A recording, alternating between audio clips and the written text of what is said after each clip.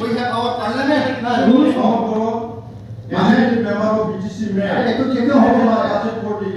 Parliamentary democracy. This is the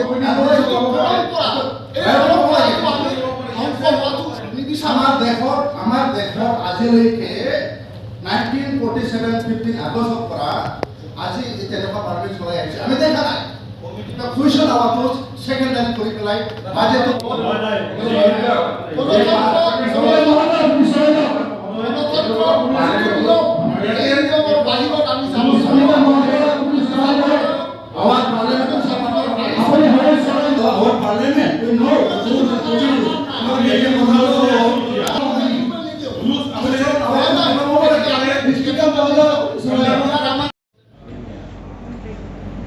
गणतंत्र देशाव बा भारत गणतंत्र देशाव पार्लियामेंट भट हाउस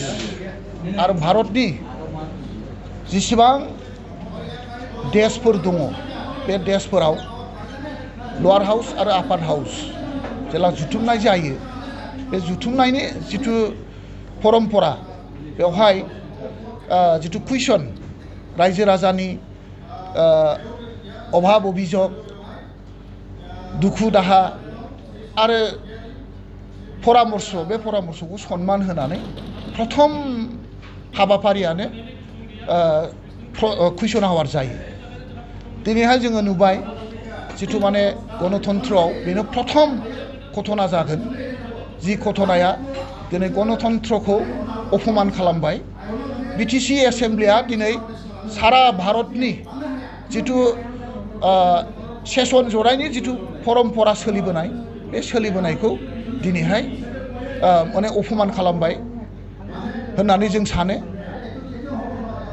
एसेम्ब्लि सेसन बा पार्लियामेन्ट सेसनाव जेब्ला गभर्नर बा प्रेसिडेन्टआ देशनि प्रधान मन्त्रिया राष्ट्रपतिया जेला सेसनाव थाङा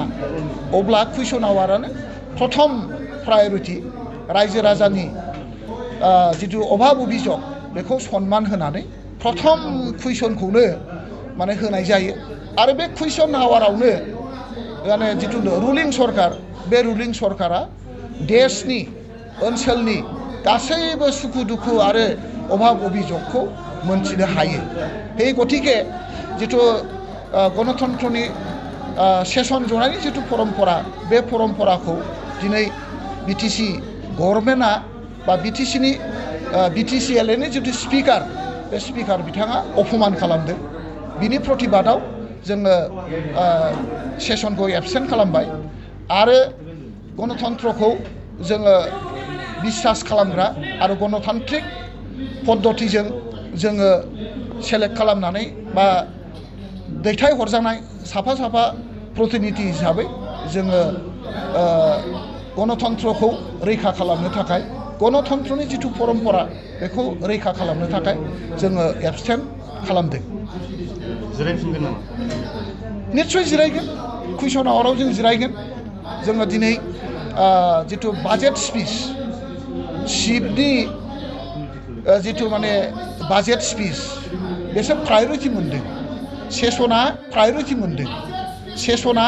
सोरनिबा स्पिच सोरनिबा बक्तब्य बे प्रायरिटि नङा बे सेसनाव बिटिसि ओनसोलनि सुख दुख मावनो लानाय आरो मावनो हानाय मावनो हायै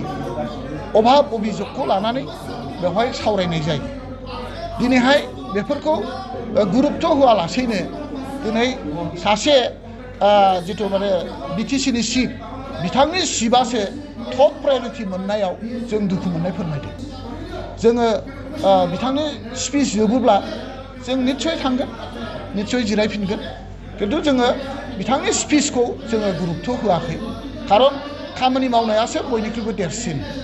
खुगानिख्रुइ खामानि मावनाया देरसिन खुगाजों स्पिच होनानै गोदै गोदै स्पिच होनानै नंखाय बाखाय स्पिच होनानै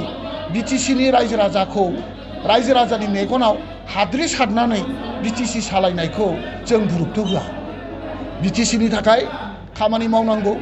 बिटिसिनि थाखाय सान्थिनि खामानि मावनांगौ बिटिसि ओनसोलनि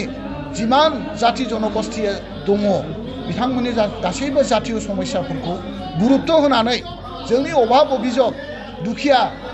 आबाद मावनानै जाग्रा खामानि मावनानै जाग्रा श्रमिकफोरनि खोथाफोरखौ खोनासंनानै गासैबो हाबाफारि लानानै खामानि मावनायखौसो जों गुरुत्त' होयो ओंखायनो जोङो दिनै बे एसेम्बलिनिफ्राय दसे सम जोङो जानगाराव थादों